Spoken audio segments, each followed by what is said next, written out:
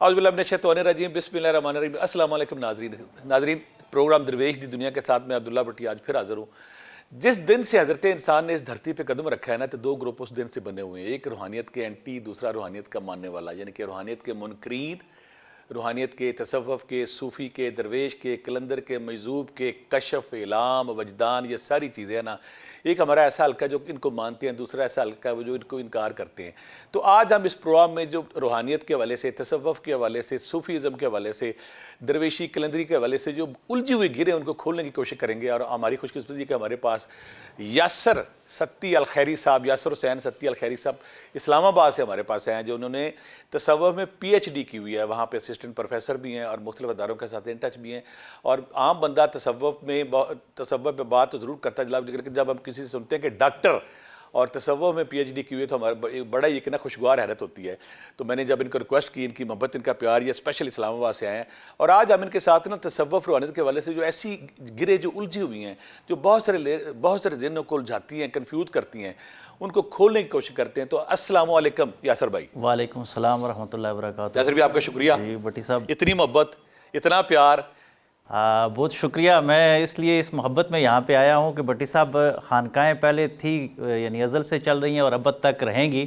لیکن آپ شاید پاکستان کے وہ واحد صوفی ہیں جو خانقاہوں کا آن لائن لے کے آ گئے. اور میں دیکھتا ہوں کہ آپ سیکرٹ چیزیں چھپاتے نہیں ہیں بلکہ عوام کو بتا رہے ہیں. اور یہ جو آنے والی جنریشن ہے یہ راز جاننا چاہ رہی ہے, اور آپ راز میڈیا پہ آ کے دڑا دڑ بتائے جا رہے ہیں. اور دوسری یاسر بھی آپ کے لیے خوشگوار حیرت ہوگی, جب میں 12 سال مری میں رہا ہوں تو مجھے مری کے درخت, مری کے پتے, مری کی وہ جو سڑکیں ہیں, پہاڑ ہے, مجھے ان سے پیار ہے کہ مجھے وہاں پہ میری یہ سفر شروع ہوا. اور مری کا کوئی بھی جب بندہ میرے طرف آتا ہے تو مجھے ایک حیرت سی خوشی ہوتی ہے. اور مری کے لوگ آج بھی گواہی دیتے ہیں کہ میں وہ درویش تھا جس نے بلا معاوضہ وہاں پہ خدمت کا سفر شروع کیا. اور لوگ کہتے ضرور ہے بلا معاوضہ, لیکن کرتے نہیں. پھر جس آگ میں سلگا تھا, جس کھوج میں, جس تلاش میں, تو میں کوشش کر رہا ہوں کہ اس کو میں پھیلا دوں. پہلے کچھ لوگوں نے اعتراض کیا کہ آپ کیوں یہ کھول رہے ہیں, تو لیکن جب انڈیا سے, جرمنی سے, یورپ سے, امریکہ سے لوگ کہتے ہیں کہ آپ کے بدائے ہوئے وظائف ہم کر رہے ہیں اور وظائف کے بعد ہمارے زندگیوں میں ایک انقلاب آ گیا ہے, تو مجھے لگتا ہے کہ میری محنت کو پھل ملنا شروع ہو گیا ہے. تو یاسر بھی آپ کی صحبت سے فائدہ اٹھاتے ہوئے, یہ صوفی ہوتا کیا, اور کیا آج کے ماڈرن دور میں صوفی موجود ہیں؟ جی بڑا خوبصورت سوال ہے, اور میں مری سے یہ ابتدا کرتا ہوں کہ آپ نے مری کی فطرتوں میں رہ کے فاتر کو تلاش کیا ہے.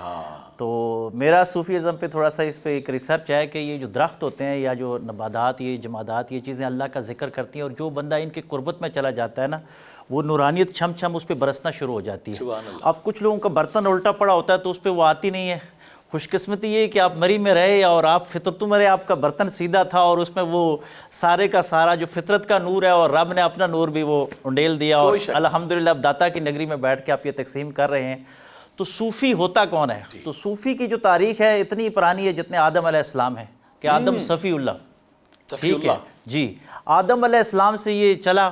اور اگر جدید طریقے سے بتایا جائے تو ہارڈ ویئر اور سافٹ ویئر ہے, اب بہت آسانی کے ساتھ نئی جنریشن کو یہ سمجھ آ جائے گا کہ انسان کا جتنا بھی ہارڈ ویئر ہے یہ شریعت ہے, یہ ظاہر ہے, اور جتنا بھی سافٹ ویئر ہے جو ان ٹچ ہے, جس کو ٹچ نہیں کیا جا سکتا, یہ سارے کا سارا باطن ہے, یہ تصوف ہے. اس میں آپ کا دل بھی ہے, اس میں آپ کا دماغ بھی ہے, اس میں آپ کا نفس بھی ہے, یہ ساری چیزیں آپ ٹچ نہیں کر سکتے,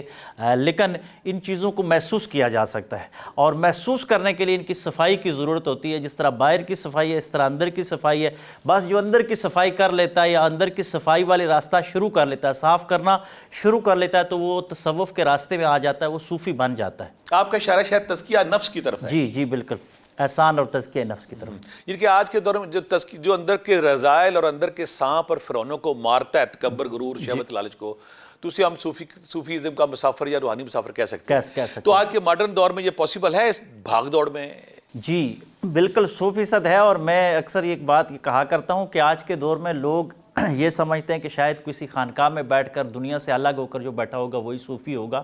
اب تو بلکہ یہ کہنے میں بھی شاید مبالغہ نہ ہو کہ خانقاہوں سے جو پریکٹیکل خانقاہیں تھیں وہاں سے تصوف اٹھ گیا, تصوف اب عام آدمیوں میں آ گیا ہے. ہر وہ آدمی جو اخلاص کے ساتھ دنیا میں رہتے ہوئے انسانیت کی فلاح و بہبود کا کام اخلاص کے ساتھ کر رہا ہے اور اس نیت کے ساتھ کر رہا ہے کہ اللہ کی مخلوق کو فائدہ پہنچے گا اور میرا قلب صاف ہوگا، تو وہ اس طرح کا مسافر ہے، وہ طریقت پہ اور وہ صوفی ہے۔ بڑی آسان سی ڈیفینیشن ہے۔ ہاں جو خانقاہیں کام کر رہی ہیں پریکٹیکلی ان کی بھی ضرورت ہے، کیونکہ انہوں نے 14 صدیوں سے تو اسلامی تصوف کو اٹھایا، اس سے پہلے باقی جو علمی مذاہب تھے ان کی بھی خانقاہیں تھیں، اس طرح میں نے کہا آدم علیہ السلام سے یہ سلسلہ چلا آیا، تو ہم پریکٹیکل خانقاہوں کی جو ہے وہ نفی نہیں کرتے، وہاں بھی اب بھی موجود ہیں تصوف کے شاہکار، بڑے عظیم لوگ موجود ہیں، لیکن اس چیز کی غلط فہمی پال لینا کہ جو پیر کا بیٹا ہے وہی صوفی ہوگا یا وہی وہ اس طریقت کو سنبھالے گا، وہ اس پراپرٹی کا تو ذمہ دار ہو سکتا ہے، لیکن صوفی، میں آج کل کے دور میں آپ جیسے لوگوں کو میں زیادہ ریکمنڈ کرتا ہوں، وہ لوگ جس طرح علامہ اقبال رحمۃ اللہ علیہ تصوف کی دنیا میں بڑے بڑے لوگ وہ کام نہ کر سکے جو نظریاتی طور پر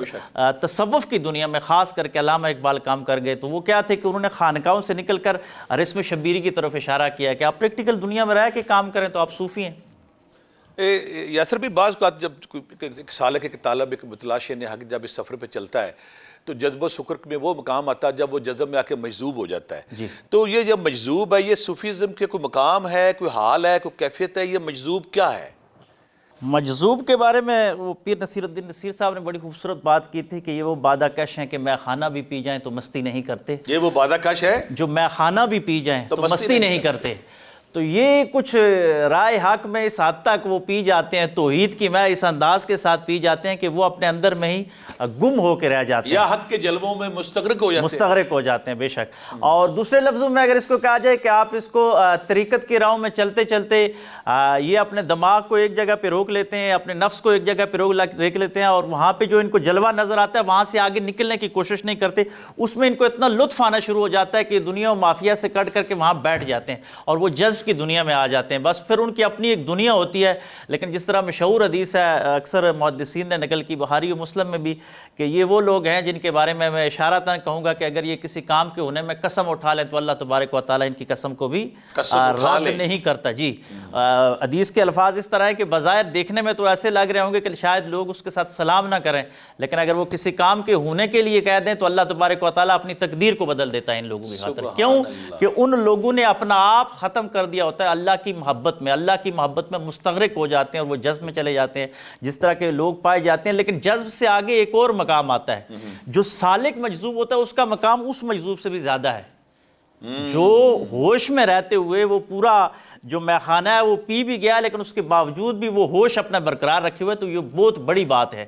اس کے حوالے سے مکتوبات ربانی میں مجدد الفسانی رحمۃ اللہ علیہ نے بڑی خوبصورت بات کی، آپ نے کہا کہ وہ مجذوبی بڑی اہمیت کا عامل ہے اور اللہ کے نزدیک بڑا قرب رکھتا ہے جو ایک جگہ پہ اللہ کے جلووں میں مستغرق ہو گیا ہے، لیکن وہ مجذوب اس سے زیادہ بڑی ایک سیٹ رکھتا ہے تصوف میں، روحانیت میں، کہ جس نے وہ جلوہ تو حاصل کر لیا لیکن اس کے بعد ہوش بھی برقرار رکھا۔ یہ شاید جو ولایت نبوت کے حصے سے آتی ہے کہ جس طرح حضور علیہ السلام کے بارے میں عبدالقدوس کنگوئی رحمۃ اللہ علیہ نے کہا کہ وہ تو اوپر چلے گئے معراج پہ، اگر میں جاتا تو میں حق کے جلووں سے کبھی واپس نہ آتا، تو جو طریق محمدی ہے وہاں جا کے بھی اللہ کی مخلوق کی فکر کرنا ہے۔ اس کا مطلب ہے کہ اگر منصور الحاج ہے یا با یزید بستامی تھے یا سرمد مجذوب تھے،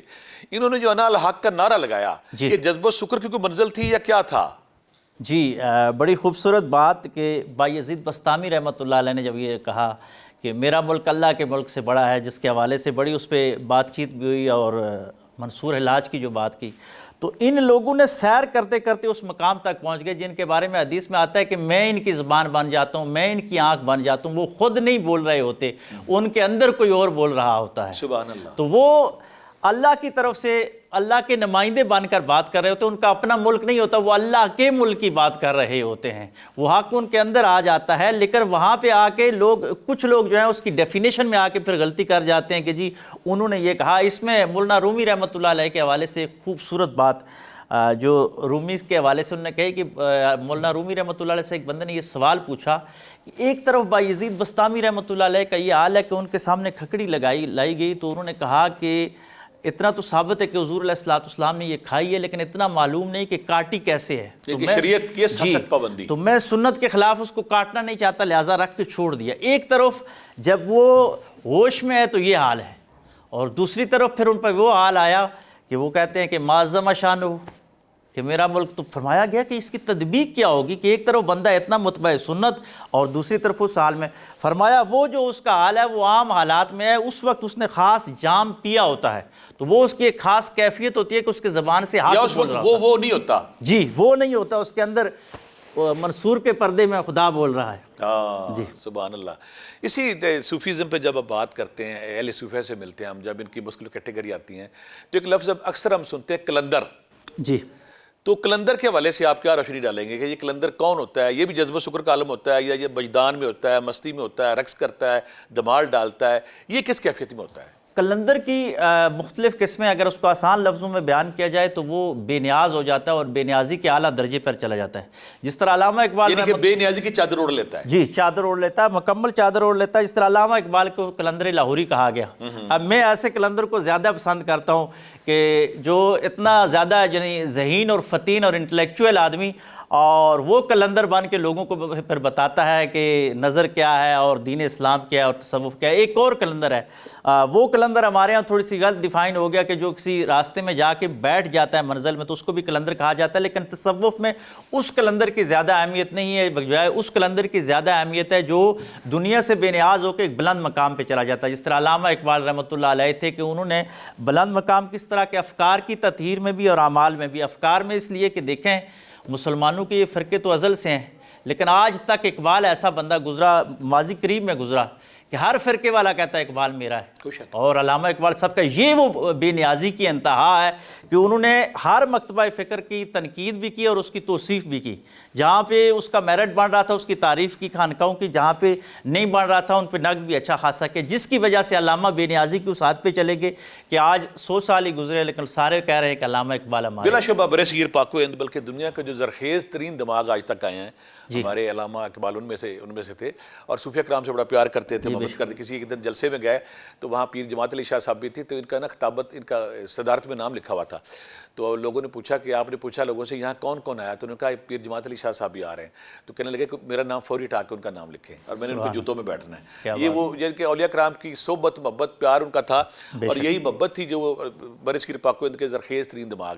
آپ کی صحبت سے فائدہ اٹھا پھر ہوتے ہیں کشف الہام وجدان، اس پہ بہت ساری تنقید ہوتی ہے، بہت سارے اعتراضات اٹھائے جاتے ہیں، تو آپ اس میں ہمارے دیکھنے والوں کے لیے آسانی ہو جائے، کشف کیا ہے، الہام کیا ہے، وجدان کیا ہے، یا یہ وحی سے آگے کہ ظاہر ہے وحی تو پاسبل نہیں ہے، یا خواب کیا چیز ہے، تھوڑا سا اگر اس پہ بولتے تو۔ میرا اپنا نقطہ نظر یہ ہے کہ اللہ تبارک و تعالیٰ نے وحی کی کیفیت کو سمجھانے کے لیے عام آدمی کے لیے یہ راستے کھول دیے تین، یہ کشف ہو گیا، الہام ہو گیا، وجدان ہو گیا، کیونکہ ہمارے ہاں انسانیت میں ایک بات پائی جاتی ہے کہ ہم خود چھوٹے ہوتے ہیں تو بڑی چیز کو ہضم کرنے کے لیے بعض اوقات بندہ دلیل تلاش کرتا ہے، تو اللہ تبارک و تعالیٰ وہی تو انبیاء کے ساتھ رہ گئی، لیکن الہام، کشف اور وجدان یہ عام انسانوں کے لیے کہ تھوڑی سی محنت کریں۔ کچھ لوگوں پہ یہ وابی بھی ہوتا ہے، کچھ لوگ کسبی بھی حاصل کرتے ہیں، پیدائشی بھی ہوتا ہے، جی پیدائشی بھی ہوتا ہے، کچھ لوگوں پہ ایسی نورانی کرنے ابتدا سے ہی ہو جاتی ہیں، شیشہ قلب پہ جب تجلیات الہی وارد ہوتی ہے تو وہ بچپن سے ہی آ جاتے ہیں، لیکن کچھ لوگ کسب کر کے بھی حاصل کر سکتے ہیں اور بہت سارے لوگوں نے حاصل کیا ہے۔ لیکن انبیاء کے کشف اور ان لوگوں میں فرق ہے کہ انبیاء کا جو کشف ہوتا ہے وہ تو وحی الہی ہوتی ہے نا،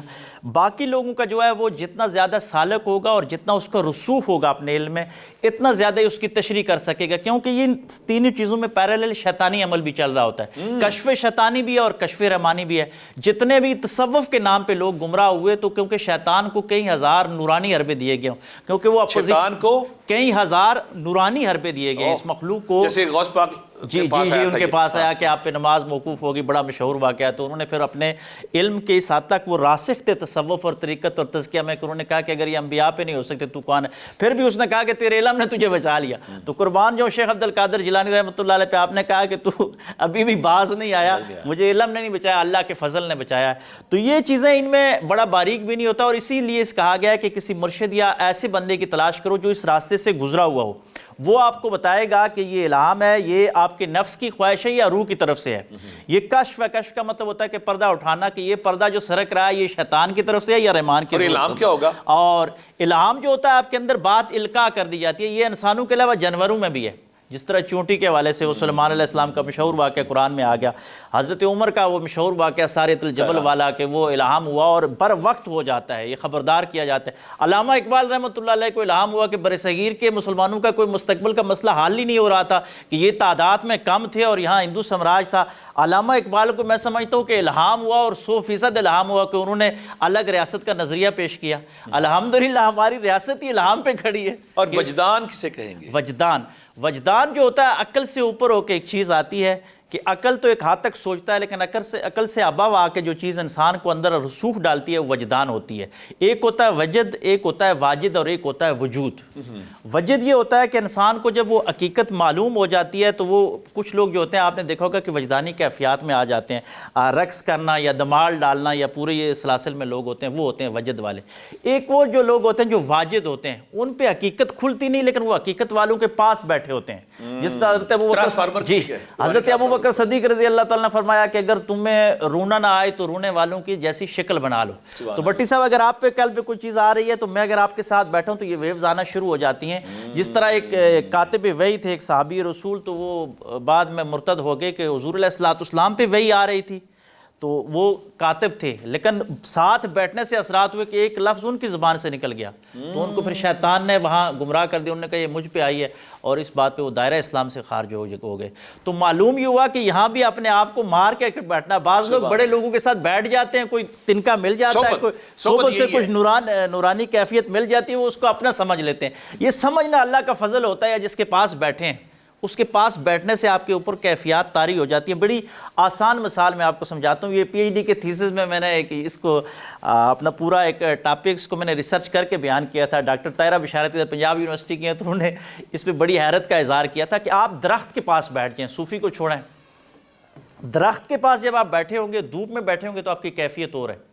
سبز درخت کے اندر جب نیچے بیٹھیں گے تو آپ کی کیفیت اور ہو جائے گی۔ وہ کیفیت کیوں کہ حدیث کے مطابق وہ اللہ کا ذکر کر رہا ہے، اس پہ نورانیت آ رہی ہے، وہ درخت سے آپ کے اندر کنورٹ ہو جائے گی۔ اس کو میں آسان لفظوں میں عرض کروں گا کہ اگر آپ خوشبو کی دکان کے اندر سے پھر کے آ جائیں باہر تو آپ کے کپڑوں سے خوشبو آنی شروع ہوتی ہے، اگر آپ کسی بدبودار جگہ کے پاس سے گزرے تو آپ کے اندر سے آنی شروع ہوتی ہے۔ یہاں پہ میں ایک اور ریکویسٹ کروں گا کہ علم غیب کے والے سے بہت متنازعات باتیں ہوتی ہیں، ہر دور میں اس پہ بحث بھی ہوتی رہی، تنقید بھی ہوتی رہی، کریٹیسزم بھی ہوتا رہا کہ علم غیب کسی انسان کو پاسبل نہیں ہے۔ تو کیا صوفی درویش جب تزکیہ نفس کرتا ہے، اپنا تزکیہ نفس کے بعد اپنے جسم کی باطنی صفائی کا پروسیس کرتا ہے، تو کچھ پہ کچھ القاء، کچھ علم غیب کی چھٹیں پڑتی ہیں اس پہ؟ جی ضرور کھلتی ہیں۔ اصل میں علم غیب کی تعریفات میں مسئلہ جتنا بھی آج تک یہ امت میں مسئلہ ہے کہ غیب وہ چیزیں، دیکھیں بھٹی صاحب ایک چیز آپ پہ ظاہر ہو رہی ہے تو آپ کے لیے تو غیب نہیں، وہ میرے لیے غائب ہے،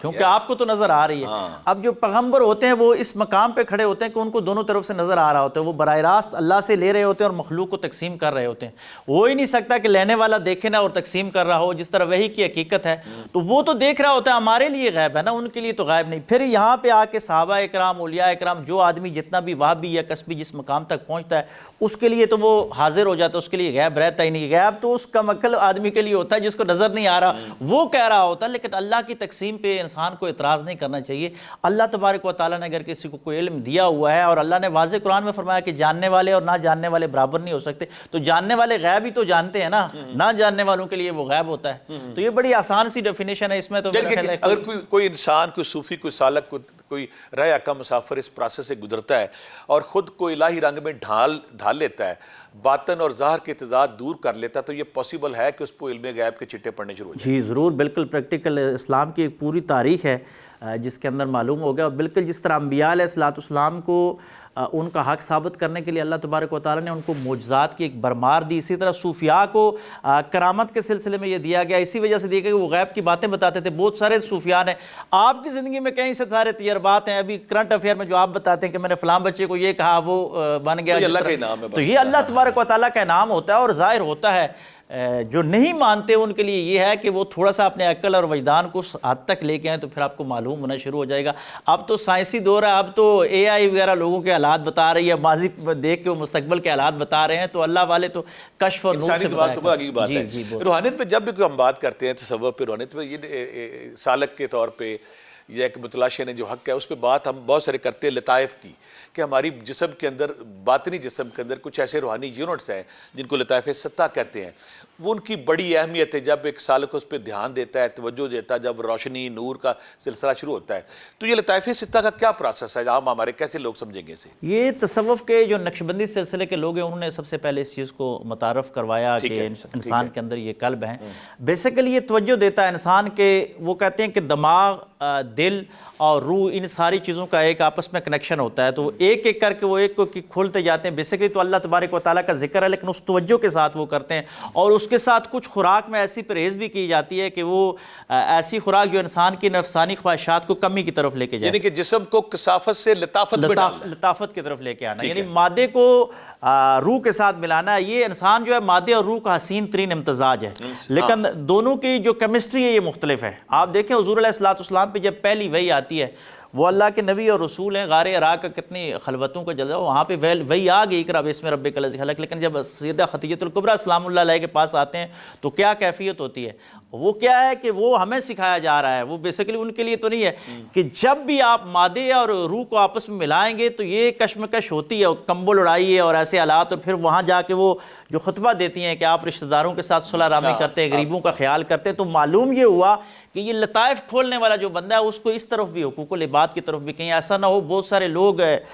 کیسز آپ کے پاس بھی آئیں گے کہ لطائف کھولتے کھولتے لوگ رہبانیت جی اس طرف نکل جاتے ہیں. وجہ یہ ہوتی ہے کہ وہ حضرت خدیجہ والی وہ باتیں کہ رشتہ داروں کے ساتھ اس نے سلوک، غریبوں کا خیال، یہ حقوق العباد کے ساتھ پھر لطائف جو کھولتا ہے وہ محمدی مشرب میں ہوتا ہے، ورنہ رہبانیت اسلام میں نہیں ہے. اور وہاں جا کے بہت سارے لوگ زہد ہے نا، جی زہد کا لفظ بے شک. اور میری بات ہے. دوسری بات یہ کہ جب بھی دنیا میں جہاں بھی تصوف پہ، روحانیت پہ، اسپرچولیٹی پہ بات ہوتی ہے، فکر کی بات ہوتی ہے، الہی رنگ برنگنے کی بات ہوتی ہے، ایک لفظ بڑا استعمال ہوتا ہے مراقبہ، میڈیٹیشن. تو کیا مراقبہ جو ہے تصوف میں، روحانیت میں، مشاہدے میں، الہام میں، کشف میں، یہ پہلی سیڑھی ہے؟ مراقبہ ضروری ہے یا کیا ہے مراقبہ؟ ہوتا کیا ہے یہ مراقبہ؟ مراقبہ بیسیکلی تو ارتکاز ہے، توجہ ہے اپنے آپ کے اوپر، اپنے من میں ڈوب کر پا جا سراغِ زندگی ہے. لیکن اس کی اسلامی تاریخ بڑی ہی جو ہے وہ رچ تاریخ ہے. کہ میں لوگوں سے اکثر سوال کرتا ہوں کہ حضور علیہ السلام غار حرا میں جا کر پہلی وحی آنے سے پہلے کیا کرتے تھے؟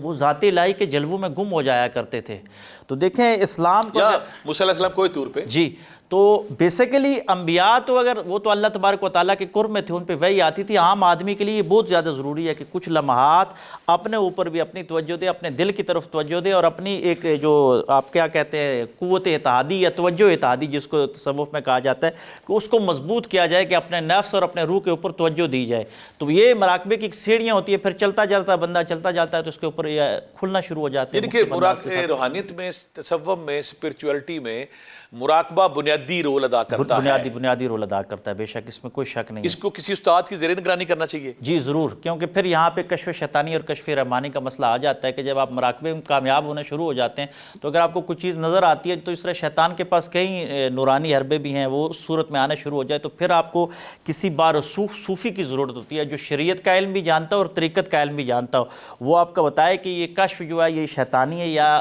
رحمانی ہے. پھر اس میں ایک اور باریک نقطہ جو نفس کا آنا شروع ہو جاتا ہے کہ جب لوگوں کو روشنی آنا شروع ہو جاتی ہے تو شیطان بہت سارے لوگوں کے مسائل حل کرنا شروع ہو جاتا ہے اور وہ وہاں پہ آ کے رک جاتے ہیں، کیونکہ اعمال کا دار و مدار نیت کے اوپر ہے. اگر کوئی مراقبہ اللہ کی رضا کے لیے کرتا ہے، اللہ کے قرب کے لیے کرتا ہے تو وہ تو بہت اچھی چیز ہے. لیکن مراقبہ اگر کوئی غیر مرئی طاقتیں حاصل کرنے کے لیے کرتا ہے اور اس کے حوالے سے اللہ کی مخلوق پہ روب ڈالنے کے لیے کرتا ہے تو پھر وہ مراقبہ جو ہے وہ انسان کے لیے ثواب کے بجائے عذاب بنتا ہوا نظر آتا ہے. یہاں میں اپنے ناظرین کو اپنا ایک ذاتی ایکسپیرینس شو کروں کہ جب میں نے مراقبہ کیا تو مجھے نا اس سے پہلے کنفیوژن زون تھا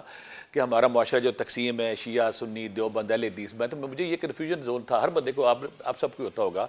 کہ ان میں سے سچا کون ہے، صراط مستقیم پہ کون ہے. تو میں نے مراقبہ شروع کر دیا. مجھے یہ تھا کہ جب میرا مراقبہ آن ہوگا، جب میری روشنی مجھے تک پہنچوں گا تو مجھے وہاں کلیئر ہو جائے گا کہ کون سچا ہے کون جھوٹا ہے. تو یاسر بھائی والی بات ٹھیک ہے، مراقبہ آن ہونے کے بعد بھی کنفیوژن زون ویسے ہی تھا. وہ شیطان وہاں پہ نئے نئے حربوں کے ساتھ، نئی نئی چلاکیوں کے ساتھ، نئے نئے ڈھونگوں کے ساتھ وہاں پہ آ گیا تھا. تو اس کا مراقبے کے بعد اگر آپ کا مراقبہ آن ہو جاتا ہے تو پھر بھی آپ کو کامل مرشد استاد کی ضرورت ہوتی ہے جو آپ وہاں پہ ابہام سے، الجھن سے، کنفیوژن سے بچاتا ہے اور بتاتا ہے کہ رحمانی جلوے کون سے ہیں، شیطانی جلوے کون سے ہیں. اب وقفے سے پہلے میں آخری سوال آپ سے کروں گا کہ جو بہت سارے لوگ کہتے ہیں کہ جو جسم ہمارا اس کے اندر باطن میں ایک نور کا سمندر ہے، جیسے مولا کائنات حضرت علی رضی اللہ عنہ نے فرمایا تھا کہ تو اپنے آپ کو کائنات کا چھوٹا سا ذرہ سمجھتا ہے، خدا نے تیرے اندر ایک جہان آباد کیا ہوا ہے. وہ جو نور کا سمندر ہے ہمارے اندر وہ کیا ہے؟ وہ نفخت روح ہے، اللہ تبارک و تعالیٰ کی پھونک ہے.